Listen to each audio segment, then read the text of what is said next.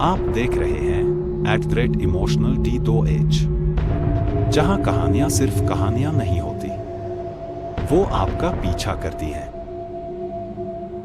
हर कहानी की शुरुआत होती है एक सवाल से, और मेरी कहानी की शुरुआत हुई उस गुमनाम चिट्ठी से। उसमें लिखा था, अगर सच्चाई जाननी है तो चौलापुर आ जाओ, किसी को मत बताना। सच की तलाश में डर का कोई काम नहीं।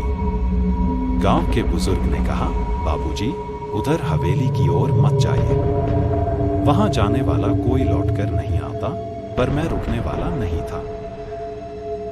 ये है चौधरी हवेली, जहां आज तक हुई हर मौत एक रहस्य बनकर रह गई है। मैं यहां रिकॉर्ड कर रहा था, हर कोने को देख रहा था। तभी मुझे एक दरवाजा दिखा, जमीन के करीब, जैसे किसी तहखाने की ओर जाता हो। और वहां से एक धीमी, डरावनी रोने की आवाज आ रही थी। ये आवाज, कोई है वहां? जैसे ही मैंने दरवाजे पर हाथ रखा, वो खुद ब खुद खुल गया। तहखाने में मुझे एक लड़की मिली, फर्श पर बेहोश पड़ी थी। मैंने उसे उठाया। हेलो, तुम ठीक हो? यहां कैसे आई? मैंने पूछा।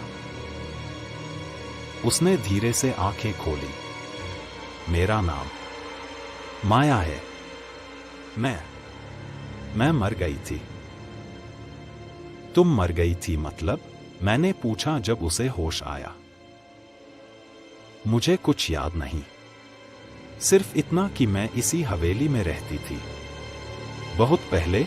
उसकी आवाज में गहरा दर्द था।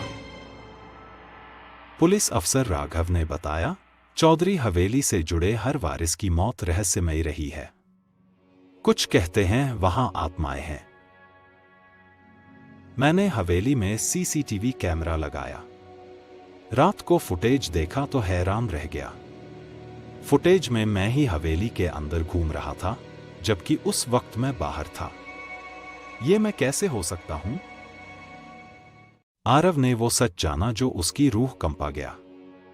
माया, जिसे वो दोस्त समझता था, वो इस हवेली के भयानक प्रयोगों का शिकार थी। वो आधी इंसान थी और आधी कुछ और, एक ऐसी शक्ति जो उसके अंदर ही लड़ रही थी। चौधरी परिवार का काला इतिहास सामने आया। विक्रांत चौधरी, जो अब तक मददगार लग रहा था, वही इन प्रयोगों को आगे बढ़ा रहा था। वही असली शैतान था।